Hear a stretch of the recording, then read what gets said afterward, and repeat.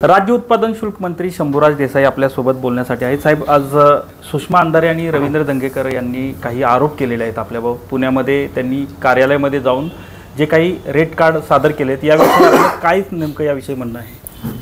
मुळात विधानसभा सदस्य श्री दंगेकर आणि उबाटाच्या नेत्या श्रीमती अंधारे यांनी जो आज या ठिकाणी राज्य उत्पादन शुल्क विभाग अधीक्षकांच्या कार्यालयामध्ये जाऊन जो काही या ठिकाणी यादी देण्याचा प्रकार केला तो एक स्टंट करण्याचा भाग आहे।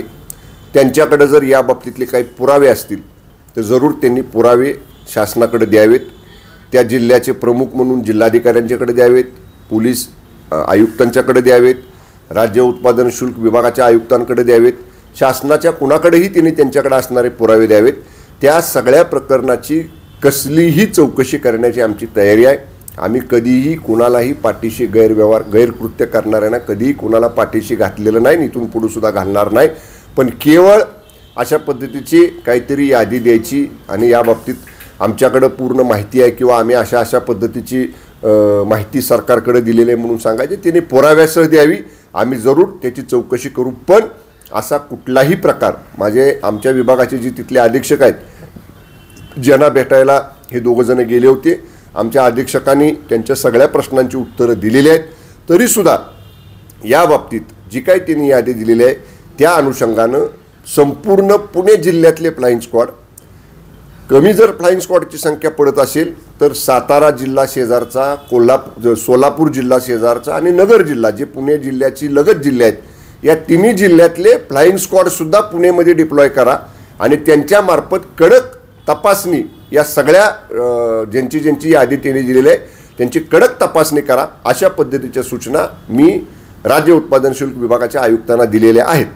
साहेब, कारवाई ज्यावेळेस हा अपघात झालेला होता त्यानंतर काही कारवाई याबाबत विभागाकडून आपल्या काय झालेले आहेत का याविषयी? हा, याच्या बाबतीत सुद्धा बोलणं योग्य उचित आहे। कारण जेव्हा हा पुण्यामधल्या एका पबमधला अल्पवयीन मुलाकडनं अगरवाल नावाच्या मुलाकडनं जो प्रकार घडला त्याच्याच नंतर लगेच आमचा विभाग या ठिकाणी सतर्क झाला आणि आमच्या विभागाने एकूण अशा पद्धतीची सगळी धडक मोहीम हातामध्ये घेऊन एकूण 50 ठिकाणं ज्या ठिकाणी गैरकृत्य दिसलं किंवा अनियमितता दिसली, चुका आढळून आल्या, त्या ठिकाणी एकूण 50 ठिकाणी कारवाई ही आमच्या विभागानं पुणे आणि पुण्याच्या परिसरामध्ये केलेली आहे।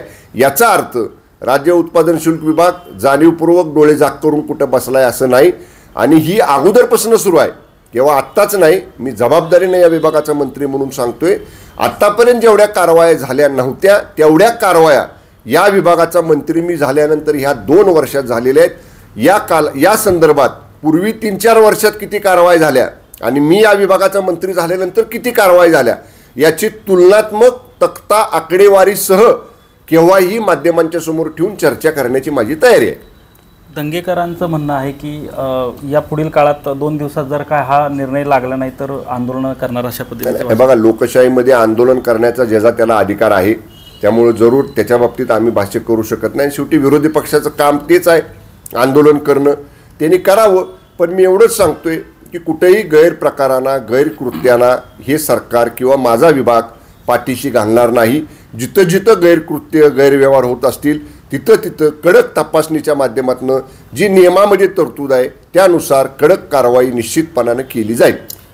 सुषमा अंधारे पण मागं एक प्रकरण झालं होतं, त्यामध्ये ललित पाटील प्रकरणात पण असंच बोलल्या होत्या आणि त्याबाबत तुम्ही आबरू नुकसानीचा दावा तो या प्रकरणात काय संदर्भात? हो, आता बघा तुम्ही, उबाटाच्या श्रीमती अंधारेंनी मागच्या वेळी जेव्हा ललित पाटील ड्रग्ज प्रकरण घडलं तेव्हा माझं नाव घेतलं, जेव्हा त्याने माझं नाव घेतलं तेव्हा सुद्धा मी त्यांना सांगितले, बाबा याच्याशी प्रत्यक्ष अप्रत्यक्ष थेट कसाच माझा संबंध नाही, तुम्ही तुमचं विधान मागं घ्या, नाही तर मला कायदेशीर कारवाई करावी लागेल। या बाबतीत न्यायालयीन कारवाई मी केली, न्यायालयामध्ये हे प्रकरण प्रलंबित आहे। आता गेले 2 महिने आम्ही लोकसभा निवडणुकीमध्ये होतो आणि आता उन्हाळ्याच्या सुट्ट्या सुरू आहेत। पण उन्हाळ्याच्या सुट्ट्या आता संपल्या त्यावेळी केलेलं वक्तव्य, आज परत केलेलं वक्तव्य, हे आता परत जेव्हा न्यायालय उघडेल उन्हाळ्याच्या सुट्टीनंतर तेव्हा हे वक्तव्यसुद्धा आमच्या वकिलांच्या मार्फत आम्ही न्यायालयाच्या निदर्शनाला आलो आणि वारंवार अशा पद्धतीची बदनामी करणारी वक्तव्य हे उबाटाच्या श्रीमती अंधारे करतायत। त्यामुळे जी न्यायालयीन प्रक्रिया प्रलंबित आहे ती तातडीनं पुढे न्यावी किंवा त्याच्या बाबतीत तातडीनं निर्णय माननीय न्यायालयानं द्यावा, यासाठी उन्हाळ्याची सुट्टी संपल्या आम्ही न्यायालयाला विनंती करणार आहे. एकूणच राज्य उत्पादन शुल्क मंत्री शंभूराज देसाई यांनी सांगितलं आहे की जे काही आज जे आरोप केले जात आहेत हे पूर्णपणे चुकीचं असल्याचं मत त्यांनी यावेळी व्यक्त केलं आहे. कॅमेरामन तुषार जाधवसह संतोष नलावडे, TV9 मराठी, सातारा.